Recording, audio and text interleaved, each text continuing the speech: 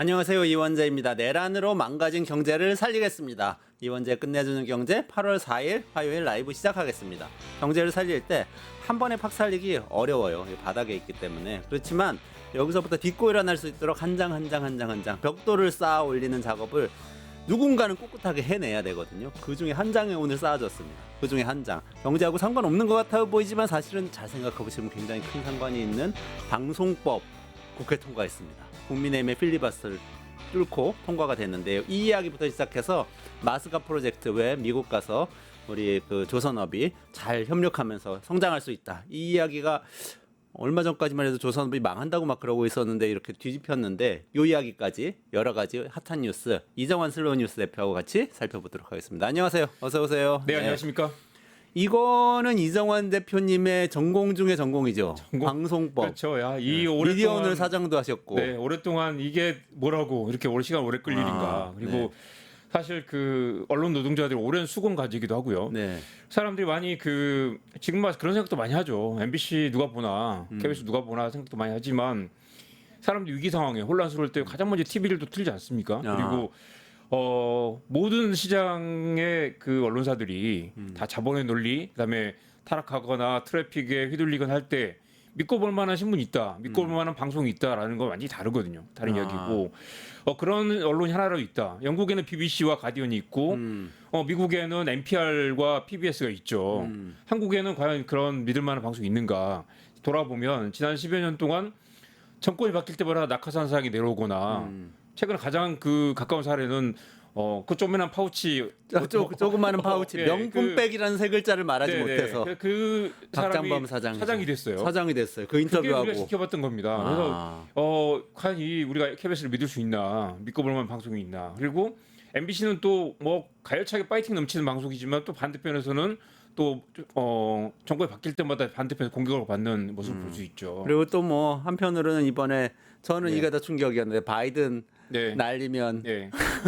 뭐 그렇죠. 바이든 날리면 사건, 바이든이냐 날리면이냐 가지고 시비하다가 출입 정지를 시켜버리고 네. 뭐 이런. 그러니까 바이든 날리면 사건 같은 경우도 이런 일이 있을 때, 이 정권이 개입할 수 없다. 정권이 불리길 수 없다. 그리고 바이든 날리면이든 뭐든 간에 그 언론인들이 소신을 갖고 파이팅할 수 있는 그런 언론이 있다면 공정성을 인정받을 수 있겠죠. 국민들이 지지하고 믿는 그런 방송들이 있어야 되는데 네네네. 늘 이제 정권 편향성 아니면 늘 진영의 논리에 휘둘린다라는 비판을 받아왔는데 그 하나의 이제 이 고리를 끊을 수 있는 계기가 오늘 방금 1시간 전에 통과됐습니다. 바로 통과됐잖아요. 네. 그거 좀 설명해 좀 주시죠. 살펴볼까요? 네. 방송 3법이라고 그랬는데 그러니까 KBS가 있는 방송법이 있고요. 네. 그다음에 방문진 네. 방송문화진흥회가 MBC의 70% 주주잖아요. 네. 그래서 이제 방문진법은 MBC 사장을 선임하는 법이고 또 EBS법, 교육방송법 세 가지를 합쳐서 방송사법이라고 했는데 그러면 결국은 KBS법, MBC법, EBS법이네요. 맞습니다. 그런데 이게 또 필리버스터라는 게 있잖아요. 합법적 의사진행 네네. 방해. 그래서 이제 법이 통과되지 않게 만들려고 이제 무제한 토론을 할 수 있는 거예요. 근데 이게 또 기억하시겠지만 2016년에 테러 방지법 때는 그때는 종결 조항이 없었어요. 그래서 할 수만 있다면 회기가 끝날 때까지 계속 뭐 100시간이고 200시간이고 계속 그 토론을 하면서 표결을 못하게 만들 수 있었죠. 그런데 그 당시 기록이 은수미 의원이 10시간 동안 화장실도 안 가고 밥도 안 먹고 10시간 동안 계속해서 합법적 의사진행 방해를 했어요. 근데 이제 그 뒤로 바뀌어가지고 24시간이 지나면 5분의 3의 이 표결로 강제 종료를 시킬 수 있게 돼 있습니다. 그래서 지금 이제 24시간 지났나요? 어제 4시에 시작해가지고 그럼 오늘 4시에 신동욱 의원 이분은 SBS 출신이죠. 이분이 국민의힘 의원이 7시간 반 동안 토론을 했고요. 그다음에 김현 의원 이분은 이제 춘추관장 지낸 분인데 민주당 의원이 3시간, 이상 의원이 4시간, 심지어 노정미 의원이 오늘 아침 7시부터 오후 4시까지 9시간 동안 이분도 밥도 안 먹고 근데 잠깐만 민주당 의원들도 이걸 그냥 하는군요. 어차피 시간 채워질 거니까 방해하려고 하는 게 아니고 저쪽에서 떠드는 걸 하게 보니까 역사적 기록이니까요. 그러니까 오히려 그때- 뭐 지지하는 발언 네, 오랫동안 하고. 테러 방지법 사건 그 표결 때는 음. 36시간 동안 네네네. 이 필리버스를 모아가지고 책도 나왔어요. 아 맞아. 책도 이게 나왔었죠. 역사적 기록이니까요. 노정미 의원이 앞서 이제 이분도 네. 방송 장악을 위해서 싸웠던 분이라 그 YTN 네, 맞습니다. 출신이죠. 네, 해고 노동자 출신. 네, 해고 기자인 거죠. 네네. 해직 기자인 네. 거고. 그래서 투표를 일단 한 거죠. 네, 그래서 네. 24시간이 지나니까 이제 종결 투표를 먼저 했고 종결 투표 188명 중에 187명이 찬성으로 종결을 했고요. 그다음에 곧바로 이어서 이제 방송법을 표결에 붙여가지고 이건 전자투표로 바로 결과가 나왔어요. 가만 아까 방송 3법이라고 하셨잖아요. 네. 근데 지금은 방송법이라고. 3법 중에 방송법만, KBS법만. KBS법만. 네, 아 그게 필리버스터 한 번 할 때마다 종결시키면 한 개만 딱 처리해야 될 수 24시간 있는 뒤에 거예요. 종결하고 하나 투표하고 하나만 끝나자마자 바로 또 필리버스터를 또 들어가는 또 거죠. 들어가야 이제 되는데 이번에는 지금- 방문진법, MBC법 필리버스터가 들어갔고 24시간을 해야 되는데 마치 오늘 자정이 되면 이제 7월 임시국회가 끝나기 회기가 때문에 끝나죠. 완전히 그 이제 나가리 되고 다시 또 이제 다음번에 해야 8월 된다. 국회 시작을 하는 거죠. 그러면 좋습니다. 네. 통과된 법에 대해서 일단 네. 설명을 해주시죠. 그림 한번 보여주실래요? KBS법. 예, 그림 한번 보여주실래요? 이게 뭐냐면 지금은 이제 KBS 이사회가 11명인데 KBS 이사회. 예, 네. 왜냐 이사회가 이제 사장을 뽑으니까 이사회가 지금 위가 현행이고 아래가 바뀌는 겁니다. 보면 이제 빨간색이 정부 여당 추천입니다. 네.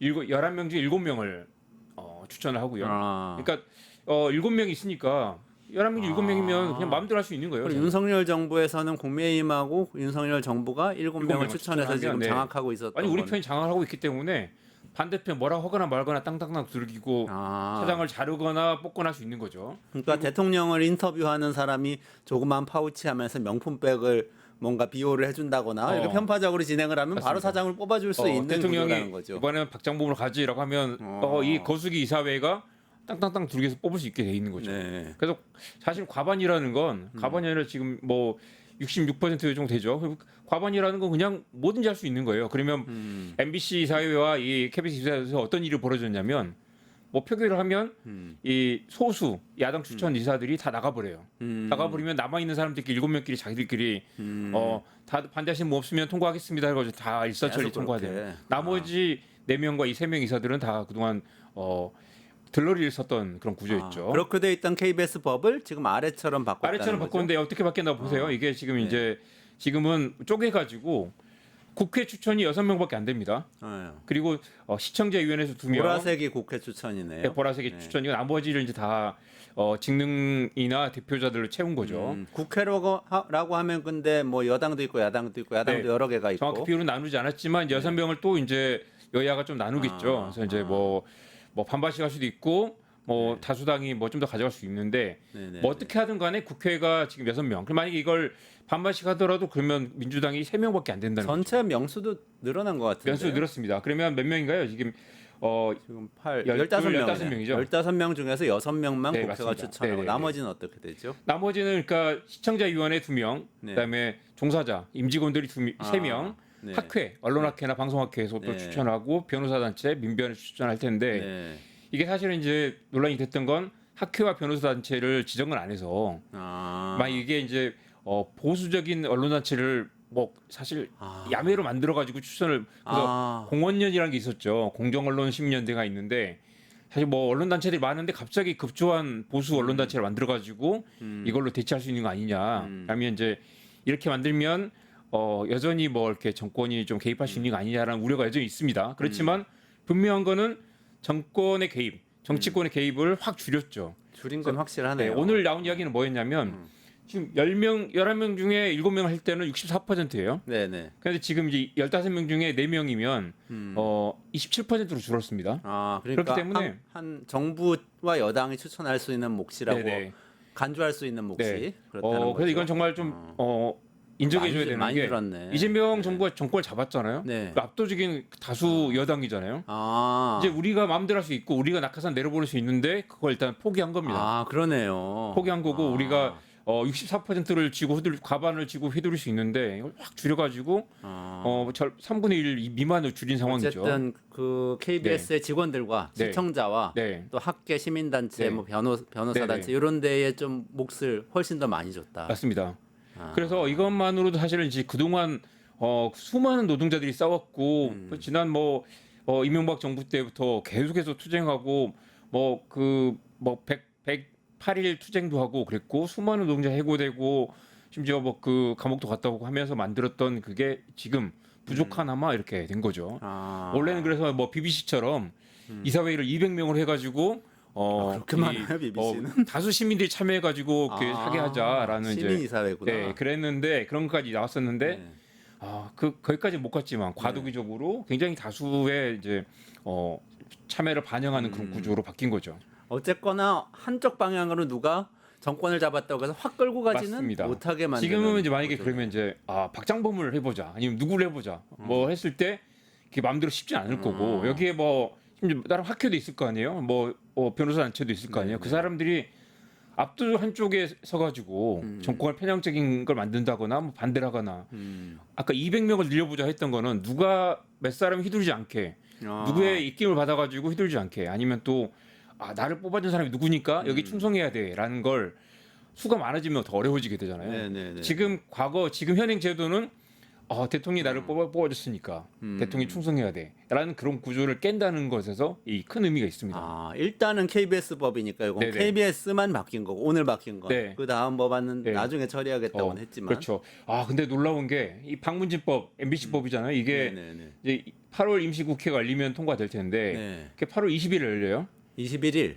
20일에 열리면 20일. 그게 네. 이제 또 합법적 의사진행 방해를 하겠죠. 또 하고 필리버스터 하면 24시간 뒤에 통과될 텐데 21일에 통과될 네, 가능성이 20일 통과되는데 MBC 이용마 기자 네네. 해직 기자였고 노조위원 장이었고 해직 기자였고 이 돌아가시 직전까지 최장으로 돌아가시 직전까지 이 정권의 개입에서 벗어나야 된다. 공영방송 개혁을 해야 된다라고 외치다가 돌아가셨는데 그분이 돌아가신 게 2019년 8월 21일이었습니다. 기일이구나. 네, 정확히 6주기 되는 날에 네. 이 법이 통과되게 돼 있습니다. 야, 그 이용마 기자는 뭐 언론계에 있는 분들은 다 아는 그렇죠. 분이죠. 그분은 정말 강박적일 정도로 네. 정권에서 독립해야 된다라는 걸 계속 외쳤는데 그때만 해도 좀 과격하다거나 아니면 이게 되겠어라거나 정권에 문재인 정부만 해도 그랬죠. 문재인 정부가 이용마 기자 돌아가기 전에 가서 손도 잡아주고 했는데 문재인 정부 약속을 지키지 않았어요. 이용마의 외침을 사실은 좋은 사장 우리가 임명하면 되는 거 아니냐라고 했죠. 그러네. 당시 그래도 최승호 사장과 박성재 사장은 뭐 경영을 잘했고 MBC 그 당시 뭐 신뢰도 높았습니다. 그랬지만 좋은 사장을 내려보면 된다라고 해서 이 법을 바꾸진 않았어요. 지금의 민주당은 어쨌든 네. 기득권을 네. 내려놓은 거고 아마 뭐 여기에 대해서 이재명 대통령이 거부권 행사할 건 아니잖아요. 네, 네. 그럼 이재명 대통령도 네. 자신의 기득권을 우리가 포기하는 거슬러 그런 올라가면 모습이네요. 김대중 대통령의 또 높이 평가를 하는 게 있습니다. 당시 네. 정윤주 사장 해임 논란 때 대통령이 그 당시에는 임면권이 있었어요. 임명과 면직을 할 수 있는 권리가 있었는데 당시 김대중 대통령이 결단을 해서 임명만 하고 그러니까 임면권을 임명권으로 바꾼 거죠. 시킬 수는 있는데 네. 자를 수는 없다. 어떻게 우리를 비판해도 KBS 사장을 자르지 않겠다라고 법을 바꿨던 거죠. 스스로 김대중 전 대통령 네. 스스로 그렇게 네. 바꾼 거예요. 그랬지만 법이 선의로 돌아가지 않더라. 근데 뭐 정년주 KBS 사장 대통령이 면직하진 않지만 이런 이사회 구조에서는 뭐 9명 중에 6명이 그러네요. 대통령이 전화를 받고 이사들이 작당해가지고 사장을 끌어내리는 게 얼마든지 가능했던 거죠. 그래서 예전에 그 김의철 전 네네. KBS 사장도 네. 쫓겨났다가 다시 그거 쫓겨났는데 이사회들이 뭐 작당해가지고 내쫓았죠. 내쫓았는데 결국 재판에 가서 해임 무효가 났습니다. 네. 해임 무효가 났고 근데 결국 몇 년이 지나가지고 몇 년이 이미 그 임기는 끝났고 후임 사장이 있는데 다시 돌아갈 수 없는 상황. 그걸 악용해가지고 이사회들이 그냥 작당하고 내쫓아버리고 자기 편 사장을 내리꽂는 이 비극의 악순환이 지난 20년 가까이 계속됐던 것입니다. 그 고리를 어쨌든 끊는 의미가 네, 있는 그리고 법안이네. 우리가 정권을 잡았을 때 이 기득권을 내려놨다는 것 자체가 이거는 우리가 20년 지나서 김대중 대통령을 기억하는 것처럼 앞으로 20년, 30년 뒤에 이재명 당시 대통령이 그 법을 통과시켰기 때문에 정권이 개입할 수 없다라는 원칙을 만든 그나마 KBS가 MBC가 이렇게 지금 맞습니다. 잘 중립을 지키면서 객관적으로 보도하고 있다, 공정 보도하고 네, 있다. 네. 이렇게 나중에 평가할 수 있는 한 대목이 되겠네요. 아쉬운 부분이 있지만 역사적인 이것만으로도 평가. 굉장히 진일보한 그런 그리고 이건 아무튼 언론계에서 높게 평가해야 됩니다. 이재명 대통령이 아무튼 기득권을 내려놨다. 그리고 공영방송 독립을 위한 역사적 그 이정표를 만들었다라고 볼 수 있겠습니다. 좀 뭐 아쉬운 점도 조금 있다고 그러셨는데 아쉬운 점은 아쉬운 점은 사실 그래서 이제 강영철 교수 같은 분은 송명여대 네, 네. 이 공영방송 전문 이제 언론학자인데 이분은 계속해서 국회 추천을 영명으로 해야 된다라고 계속 피가 정치권 아예 터지듯이 개입하지 피가 마라. 터지듯이 외쳤어요. 필터하듯이 외쳤는데 결국 이제 이 네 명만 있어도 6명만 있어 이 6명들이 계속 거기서 이제 뭐 이렇게 세력을 모으려고 할 거란 말이죠. 그래서 이제 완전히 정권의 기능을 빼야 된다고 했는데 그걸 못 뺐어요. 못 뺐고 또 이제 뭐 정당 시청자위원회 뭐 법조단 착수단체들도 있지만 결국 이제 또 조선일보에서는 결국 민주노총이 장악하는 거 아니냐라는 이야기를 해요. 이게 좀 악의적인 이야기긴 하지만 아니 어떻게 생각을 해요 지금 여기 그러니까요. 종사자는 세 네네. 명밖에 없는데. 네, 그리고 이제 미디어 학회도 약간 이제 언론 정보학회 약간 좀 더 진보적이고 언론학회 약간 더 상당 보수적이긴 하죠. 그리고 이제 또 언론 단체는 또 누가 하느냐? 언론 단체 이제 언론 노조가 들어가는 거 아니냐라는 의혹이 있는 언론 거죠. 노조도 있고 민원연도 있고. 사실은 언론 노조나 민원연이면 뭐 굉장히 또 대표적인 있다고 생각하지만 자체적으로 정파성이 있기 때문에 여전히 논란의 소지가 아니 근데 있습니다. 뭐 민원연은 그렇다고 쳐도 언론 노조는 언론 노조는 언론인들의 노조잖아요. 언론 그러면 노조를 그냥 빼고 다른 어떤 단체를 내세울 거냐? 어떻게 언론인들 빼고 언론을 얘기를 맞습니다. 해요? 아까 말씀드린 뭐 공원연 같은 죄송하지만 듣보잡 단체가 갑자기 나타나가지고 할 수도 있는데 그래도 이게 좀 그래도 뭐 누가 오더라도 이 휘둘리지 않는 그런 구조를 일단 만들어놨다라고 볼 수 있겠습니다. 알겠습니다. 또 하나는 이제 일부에서 그런 것도 있어요. 중도 성향인 한국일보 같은 경우는 그래도 이 공영방송법을 만들 때는 얘 합의가 필요하다. 이 압도적 힘으로 하는 게 아니라 반대하는데 찍어 누르는 게 아니라 그래서 설득하면서 가야 되는 거 아니냐라고 했는데 사실 이게 현실성이 없는 이야기이긴 하죠. 그리고 정청래 지금 신임 민주당 대표는 내란 정당과는 악수도 하지 않겠다. 사과를 하지 않으면 악수도 하지 않겠다라는 상황인데 지금 이게 협의가 돼. 아니 이거는 악수를 하자고 했는데 국민의힘에서 안 한 거 아니에요? 근데 그렇습니다. 갑자기 궁금해지네요. 네. 그러니까 민주당과 이재명 대통령은 기득권을 내려놓는 법안을 통과시키려고 했는데 국민의힘 왜 반대한 거예요? 국민의힘은 여전히 그러니까 이게 이제 어쨌든 정부 여당이 지금 압도적으로 유리한데 그걸 맞습니다. 영향력을 줄이는 법안이잖아요. 그리고 사실은 이걸 자기들이 야당이고 민주당에서 계속 윤석열 대통령 있을 때 통과시키려고 했었죠. 근데 그때는 윤석열이 잡고 있으니까 당연히 안 했겠죠. 네. 그런데 정권이 바뀌었는데도 이걸 정권 입장에서는 별로 달갑지 않은 법인데 통과시키려고 하면 오히려 그거 자폭 아닌가? 오히려 국민의힘은 그래 이제 이걸 힘을 빼야 돼라고 해서 오히려 더 적극적으로 나서가지고 그렇죠. 자기들이 시민단체도 더 적극적으로 추천하고 주장을 막 반영해서 만들고 아니면 아예 그럴 것 같은데. 정치권 뭐 색깔 더 빼자고 할 판도 한데 할 법도 한데 국민의힘은 그냥 뭐든 싫은 거예요. 그냥 이게 오히려 이제 정권의 영향력을 줄이는 방안이기 때문에 오히려 뭐 이렇게 자기들이 오히려 발의할 법도 한데 민주당이 발의한 법에 먼저 가고 싶지 않은 거죠. 그래서 계속 이제 이게 민주노총을 위한 법이다라는 사실 말도 안 되는 주장을 하고 있거나 뭐 브레이크 없는 입법 폭주다라고 얘기하고 있는데 입법 폭주라도 이거는 사실 모든 언론계가 지금 환영하는 법 아니겠습니까? 네. 사실 명분이 없습니다. 명분이 전혀 없다. 이해도 안 되는 거죠. 네. 이해득실처럼 네. 그냥 반대를 위한 반대다 이렇게. 지난 그래서 이 윤석열 3년 동안 어떤 일이 벌어졌는지 그래서 왜 방송법이 필요한지 한번 잠깐 볼까요? 예, 이거 빠르게 다 얘기해 주세요. 그런가요? 네. 이 그림 한번 잠깐 보시죠. 그림만 보고 넘어가겠습니다.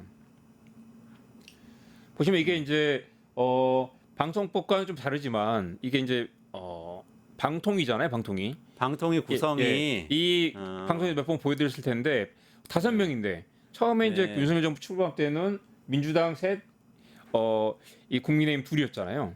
이걸 이제 바꿔가지고 결국 마지막에는 이제 1명, 2명 남겨놓은 체제로.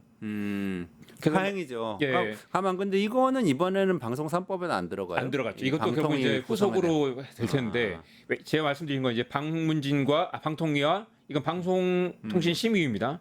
여기 9명인데 막판에 이거 다 와해시켜가지고 새빨개졌네. 그 자기들 2명만 남겨놓고 그러니까 정부 여당 추천 심지어 인사만 남겨놨다.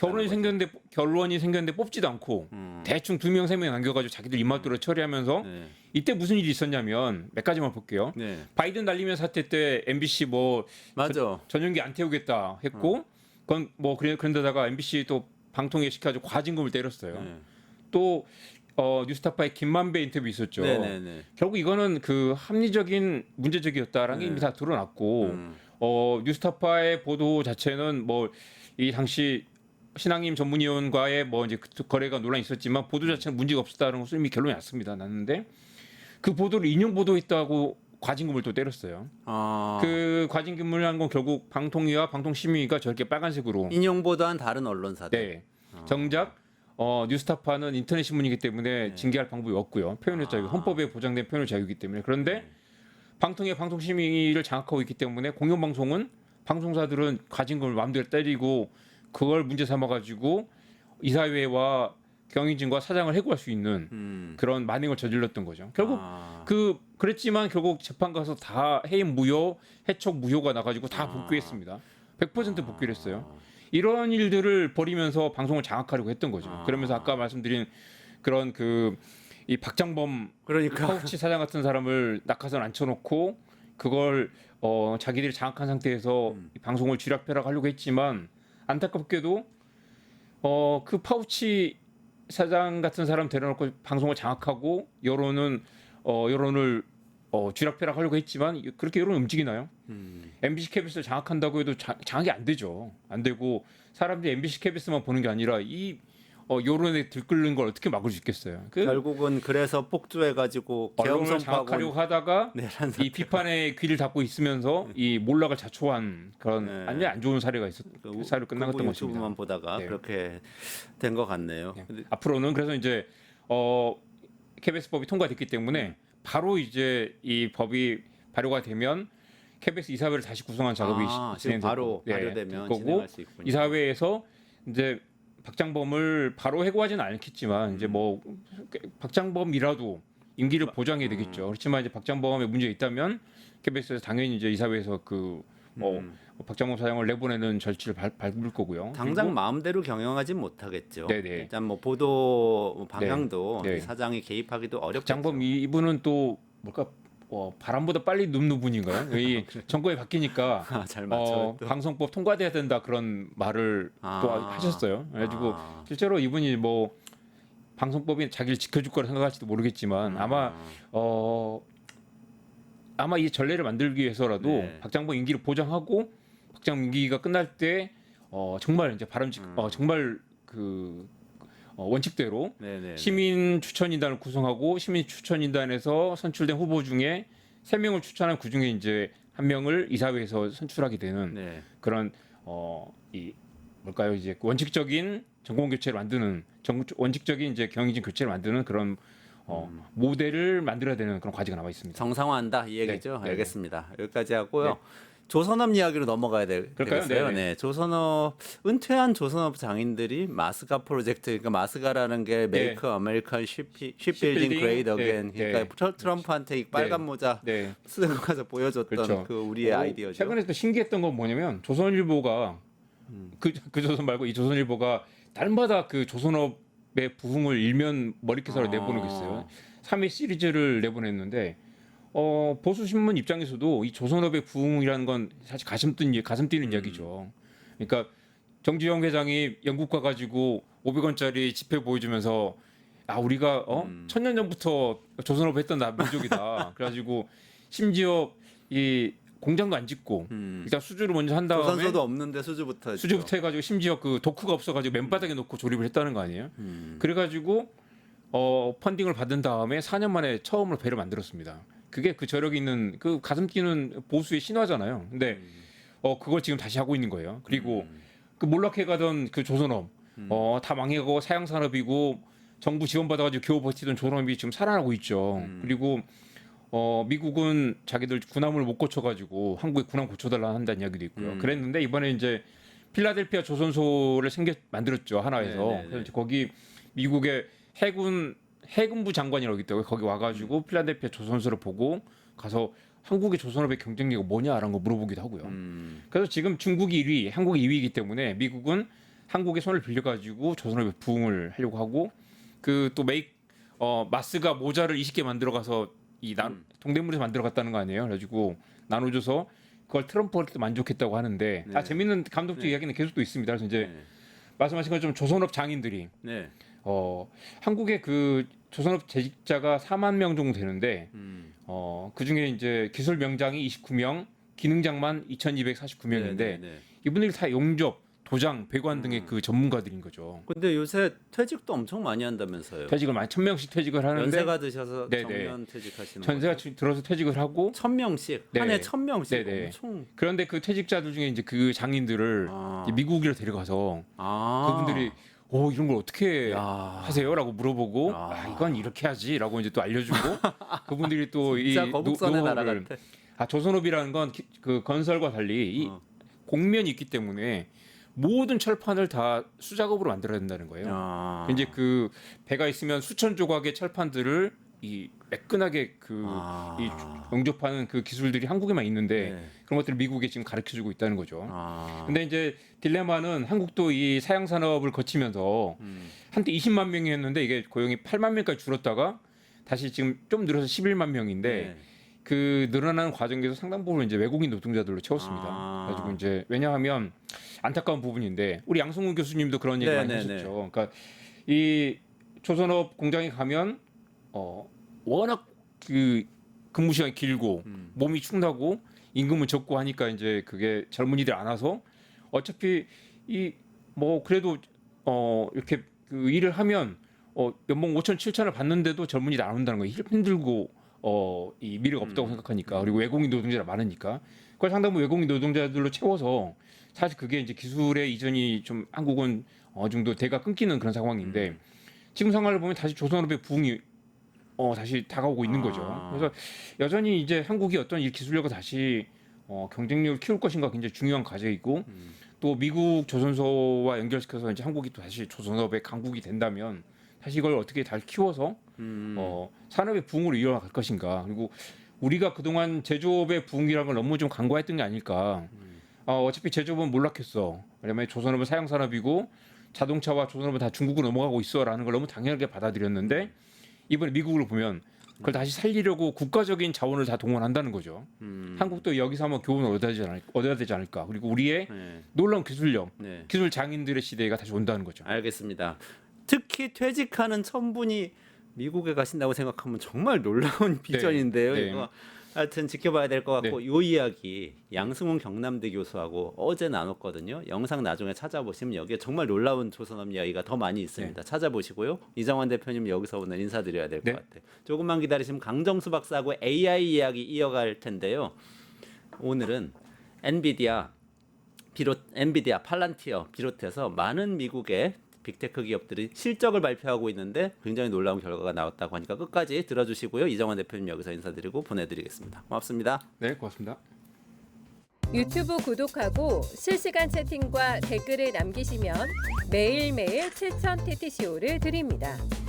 참여 방법은 통통물 어플을 다운로드하고 회원가입과 로그인을 해주세요. 마이페이지에서 나의 회원 고유 번호를 복사해주세요. 유튜브 구독 후 실시간 채팅이나 댓글창에 고유 번호를 한 번만 입력하면 준비 끝! 지금 유튜브 채팅과 댓글 쓰기 참여하고 7,000TTCO 받아가세요.